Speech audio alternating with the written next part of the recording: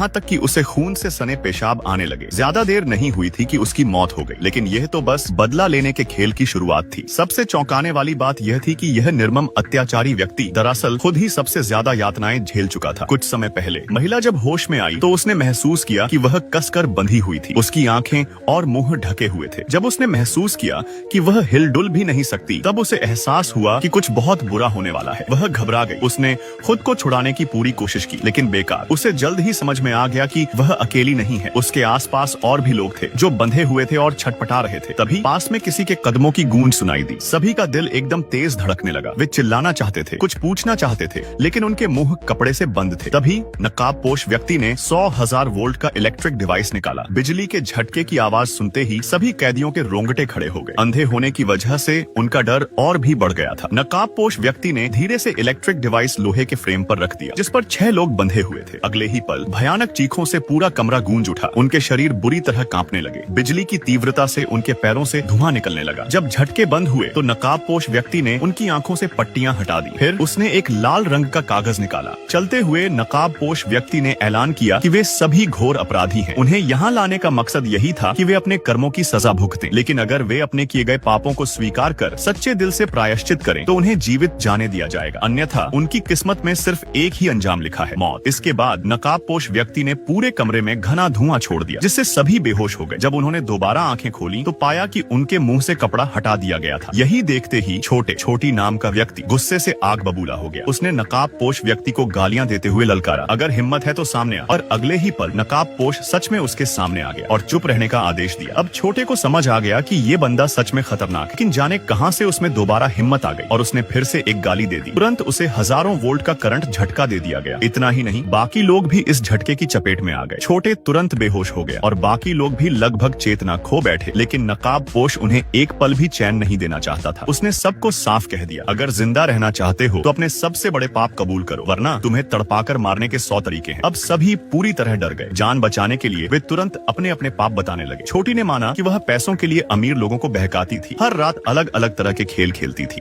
बड़ा नाम का व्यक्ति ने कबूल किया कि वह अपनी ही साली पर बुरी नीयत रखता था और जब भी उसकी पत्नी बाहर जाती थी वह साली के साथ 3 मिनट तक अपराध करता था। बाकी लोगों ने भी अपने पाप गिना दिए। कोई अपने माता पिता पर बोझ बना हुआ था, कोई नशे का आदी था, तो कोई अपनी ही माँ पर गंदी नजर रखता था। लेकिन इन कबूलनामों से नकाबपोश संतुष्ट नहीं हुआ। उसने फिर से उन्हें बिजली के झटकों की यातना दी। जब तक कि इलेक्ट्रिक डिवाइस की बैटरी खत्म नहीं हो गई, तब तक यह सिलसिला चलता रहा। फिर जाते जाते उसने धमकी दी, अच्छे से सोच लो, अगर अगली बार जब मैं आऊं और तुम्हारे जवाब सही न हुए तो तुम सब मारे जाओगे। नकाबपोश के जाते ही छोटे का गुस्सा फूट पड़ा। वह गालियां देता हुआ बचने का तरीका खोजने लगा, लेकिन चाहे जितनी कोशिश कर लें, लोहे की जंजीरें इतनी मजबूत थीं कि कोई भी उन्हें तोड़ नहीं पाया। जैसे ही उन्होंने देखा कि वह भारी लोहे का फ्रेम उठाना असंभव था, सभी के दिलों में भय समा गया। यह सोचते ही नकाबपोश व्यक्ति एक बड़ी बाल्टी में भरी सैकड़ों पेन लेकर कमरे में दाखिल हुआ। बिना कुछ कहे उसने सीधे अविनाश की जांघों और शरीर पर बेरहमी से पेन घोंपने शुरू कर दिए। अविनाश दर्द से चीखने लगा। उसकी भयावह चीखें सुनकर बाकी सभी का खून जम गया। तेज चाकू जैसे वार और मांस चीरने की आवाजें उनके कानों में गूंजने लगी और वे सांस रोककर खुद को अगले शिकार बनने से बचाने की कोशिश करने लगे। अभी अचानक कमरे में फिर से एक जहरीला धुआं छोड़ा गया, जिससे सभी बेहोश हो गए। जब उनकी आंखें खुली तो उन्होंने पाया कि उनकी एक कलाई की रस्सी खोल दी गई थी। ऐसा लग रहा था जैसे नकाबपोश चाहता था कि वे कुछ करें। उन सभी ने लोहे का फ्रेम हटाकर भागने की कोशिश की, पर तभी राहुल की नजर एक चौंका देने वाली चीज पर पड़ी। वह वहीं ठिठक कर रह गया। वहाँ फर्श पर एक टूटी हुई उंगली पड़ी थी जो पूरी तरह खून से लथपथ थी। उसने हिम्मत जुटाई और जल्दी से एक पेन उठाकर उसे अपनी पीठ के पीछे छुपा लिया। जैसे ही नकाबपोश उसके करीब आया, राहुल ने अचानक उस पर हमला कर दिया, लेकिन अगले ही पल राहुल स्तब्ध रह गया। वह कांपते हुए वहीं बैठ गया। उसकी आंखें भय से चौड़ी हो गई। उसका दिल तेजी से धड़कने लगा। उसे डर था कि नकाबपोश अब उसके साथ भी वही करेगा जो उसने अविनाश के साथ किया था। लेकिन इस बार नकाबपोश ने कुछ नहीं किया। वह नाराज नहीं हुआ, बल्कि शांत भाव से खड़ा हो गया। फिर उसने उनके सामने एक कागज का टुकड़ा डाल दिया। उसने कहा, अगर तुम्हें डर है कि कोई तुम्हारे गुनाह सुन लेगा तो इसे लिख कर दे दो। अगर मैं जवाब से संतुष्ट हुआ तो मैं तुम्हें छोड़ दूंगा। सभी ने दिमाग पर जोर डाला, पर उन्हें समझ ही नहीं आया कि नकाबपोश आखिर उनसे क्या सुनना चाहता था। वे इतने हताश हो चुके थे कि उन्होंने पैसा, शोहरत और यहाँ तक कि अपने शरीर तक नकाबपोश को देने की पेशकश कर दी। बस उन्हें छोड़ दिया जाए। पर चाहे वे कितना भी अमीर हो, चाहे उनका रुतबा कितना भी ऊंचा हो, चाहे वे दुनिया की सबसे खूबसूरत महिलाएं क्यों न हो, नकाबपोश टस से मस नहीं हुआ। यह सुनकर सिमरन क्रोध से चिल्ला उठी, अगर तुझे पैसे नहीं चाहिए, ना ही तुझे खूबसूरत लड़कियों में दिलचस्पी है, तो फिर तेरा असली मकसद क्या है? पर उसका यह सवाल उसे भारी भारी पड़ गया। फिर से जहरीला धुआं छोड़ा गया और वे सब फिर बेहोश हो गए। जब उन्होंने अगली बार आंखें खोली तो उन्होंने पाया कि पार्वती नाम की लड़की अब इस दुनिया में नहीं रही। उसके दोनों कानों के पास बड़े बड़े स्पीकर बंधे हुए थे। उसके होंठों से झाग निकल रहा था। उसकी शर्ट खून से भीग चुकी थी। ऐसा लग रहा था मानो जबरदस्त ध्वनि तरंगों ने उसे धीरे धीरे मार डाला हो। उसकी लाश देखकर अजय पूरी तरह डर से पागल हो गया। अब जब नकाबपोश दोबारा कमरे में दाखिल हुआ तो उसने पार्वती की लाश को घसीटते हुए बाहर निकाल दिया। यह देखकर सभी के रोंगटे खड़े हो गए। अब सिमरन से और बर्दाश्त नहीं हुआ। उसने गुस्से में चिल्लाकर कहा, तू ना पैसा मांगता है, ना औरतों में दिलचस्पी रखता है, तो फिर हमें यहाँ क्यों कैद किया है? लेकिन नकाबपोश चुप ही रहा। उसने सिर्फ इतना कहा, तुम्हें खुद इसका जवाब ढूंढना होगा। सिर्फ सही जवाब लिखने पर ही तुम यहाँ से जिंदा बच पाओगे। और फिर से जहरीला धुआं कमरे में फैल गया। निर्दय न्याय छोटे श्वाई ने गिड़गिड़ाते हुए माफी मांगी, लेकिन मास्क पहने व्यक्ति को जरा भी दया नहीं आई। उसने धीरे धीरे लोहे की छड़ उठाई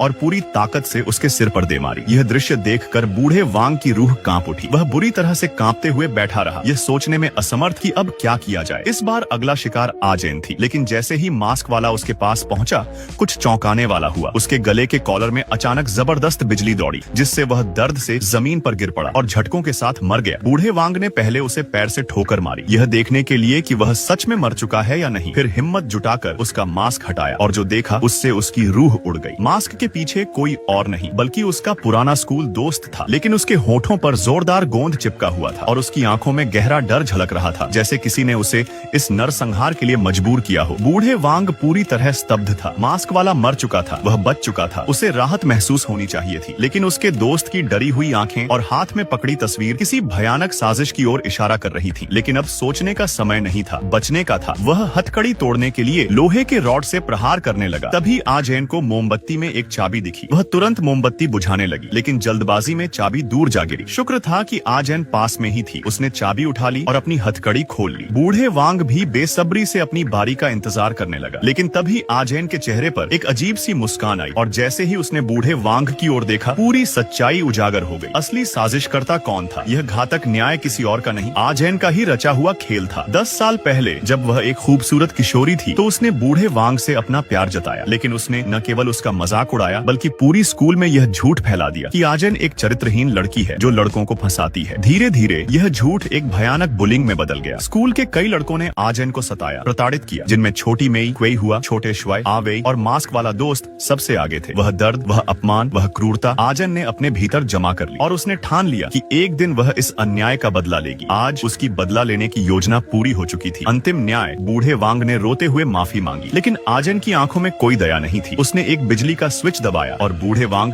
जमीन पर तड़प उठा। फिर उसने कमरे में जहरीली गैस छोड़ दी। आजैन ने बूढ़े वांग के पास बैठकर उसकी ओर देखा। कहीं न कहीं वह अब भी उससे प्यार करती थी और इसी कारण उसने उसे अकेला मरने नहीं दिया। वह उसके साथ मरने को तैयार थी। बुलिंग का कड़वा सच। आजैन की त्रासदी केवल एक कहानी नहीं थी, यह कोरियाई स्कूलों में हो रही वास्तविक घटनाओं का प्रतिबिंब थी, जहाँ पीड़ित को न्याय नहीं मिलता और अपराधी बिना सजा के बच जाते हैं। जब कानून पीड़ितों